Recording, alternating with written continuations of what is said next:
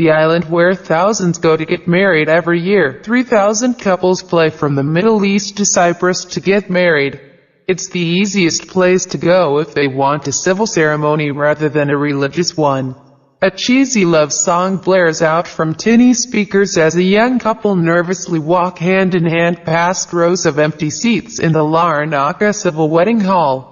Rachelle and Abdul Kader, pictured above, are Lebanese, but they had come to a foreign country to make the commitment of their lifetimes, in t-shirts and ripped jeans.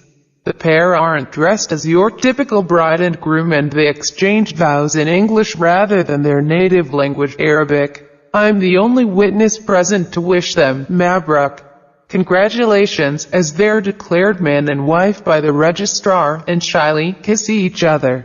Their love story is a common one in Lebanon, a country which has 18 officially recognized religious sects. Rachelle is a Maronite Christian and Abdul Kader is a Sunni Muslim. Neither wants to convert to their partner's religion, and they feel that rules out a religious wedding. Of course, I would prefer to get married under the name of God. But we had no choice, Rachelle tells me. We came here since we don't have civil marriage in Lebanon. An extraordinary number of foreign couples visit Cyprus for their weddings. About 3,000 fly in from the Middle East every year. Most of them are Lebanese and Israelis. They find a Greek Cypriot civil ceremony is quick and cheap, and crucially it's legally recognized at home. There are a hell of a lot of people around us who aren't allowed to have civil weddings, and we are the first country of Europe they find, says Larnaca civil marriage officer Michaelakis Malis.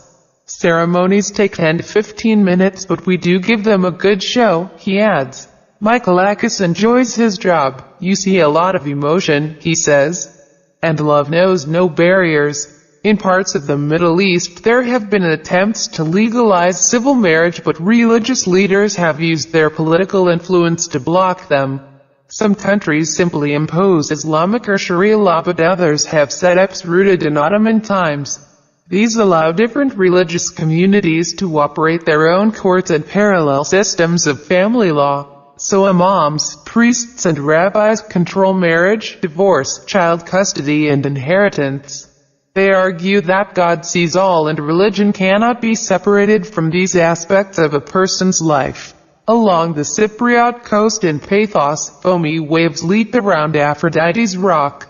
This is where the ancient Greeks believed the goddess of love was born, and it is a popular wedding location. Razandor exchange rings at sunset under a blushing sky. An Israeli couple, Razandor, are getting married beneath a cream canopy on a pier. They're secular and insisted on a civil ceremony. In Israel, there is only religious marriage, so couples have to go to the rabbi, the groom.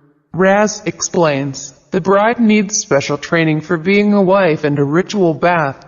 It's an Orthodox routine, and if you don't believe in it, why do it? It doesn't matter whether Israeli Jews aren't religious at all, or are from the liberal reform or conservative movements in Judaism. Their marriages are regulated by the strict Orthodox rabbinate, the top Jewish governing body. Couples wanting to marry must prove they're truly Jewish, that each is born to a Jewish mother or has officially converted.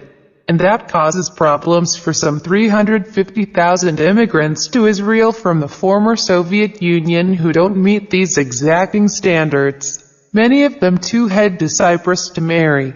Last year, Gal and his Russian-Israeli wife Masha exchanged wedding vows in Limassol, next to the beach.